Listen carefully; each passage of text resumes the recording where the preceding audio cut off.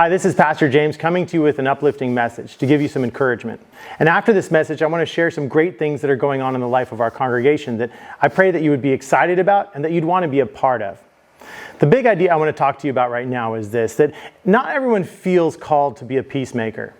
That's because there's people in our society who have gone to school and have done lessons and who've actually been commissioned and given the job of being peacemakers. They go on peacekeeping missions. And in a way, we've kind of relegated that important job of peacemaking and peacekeeping and bringing about peace in this world to the experts. But the question I have for you is this one. What have you done? What have you done to promote peace in this world? Do you feel that it's your job to be a peacemaker? And how are you going to do this? Because it does feel like one of those really advanced sciences, one of those things that is really difficult to do and that requires a lot of knowledge and insight and actually requires a lot of skills and expertise beyond what we are given innately. And you're right. The Bible actually says this about peace. It says, "And let the peace of Christ rule in your hearts, to which indeed you are called in the one body, and be thankful for that." You see, we are called to be peacemakers. And we can only do it through Jesus. See, Jesus gives us the capacity to do things that are beyond our own abilities. Jesus broadens our call so that we are actually required by God to step into places of peace because we have the peace of Christ in our hearts. And when we do that, we can accomplish things that are far bigger than us. And so as you start to think about your call as a peacemaker, and that is your call, and it should be everybody in this world, everyone should feel as though their call is to be a peacemaker and a peacekeeper. And it starts with the peace of Christ in your own heart. And then as you share that peace outwardly, then the world changes. And if we had more people in this world who believed that peacemaking and peacekeeping was their responsibility, we would have more peace. So let's step up to the plate and let's be the peacemakers God calls us to be. And let's do it by means of the peace of Christ in our hearts. I hope this message is a little encouraging to you. It gets you thinking. Maybe you're going to look at the scripture and have your own ideas and let me know what those are. But there's a couple things I really want you to think about as we are stepping into this new year. The first is we have this series called Meet Your Whale. And it is designed to stir your heart and actually get you thinking about those big things that God has in front of you that you perhaps have run away from your whole entire life. We're going to be in the story of Jonah this Sunday, and we are going to take some steps forward into some of the best moments of that story as Jonah heads off to meet his whale. He's obviously been swallowed by a whale already, and he's been spit up on the ocean. But the whale for Jonah is actually the city of Nineveh and where God has called him to go.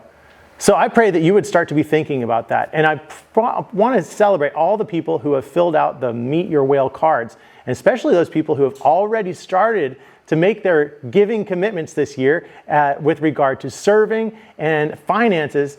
We really need it. By the way, January is one of those months where we really need people to start making those commitments early so that we can get ahead of the ball and so that we can really lead the way in this ministry year. The other thing that I want to share with you is pretty awesome. We've had so much response to youth group. You know, I told you 2 weeks ago, we broke the record and had 50 kids at high school and middle school group.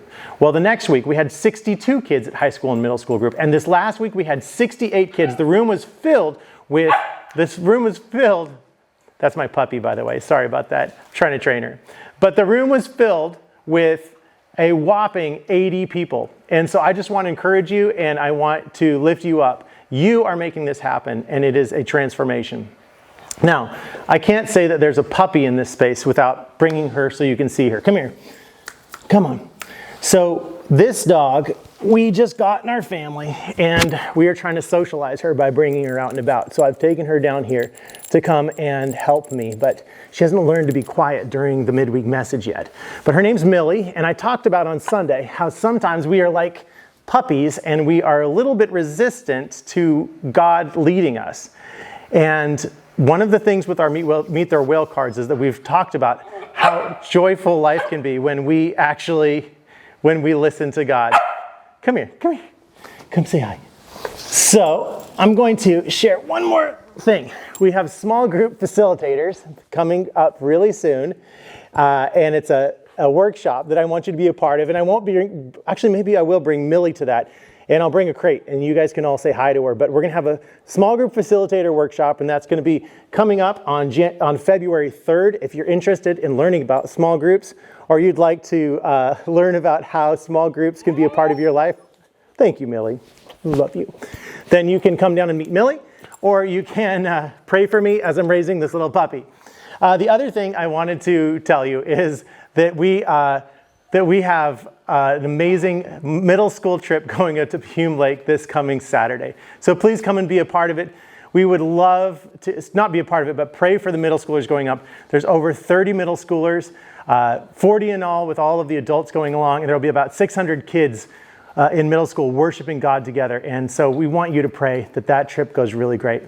Thank you for letting me welcome my puppy into your world. Thank you for letting me share my heart with you every single week. And I pray that you have a fantastic week, and God bless you. Take care.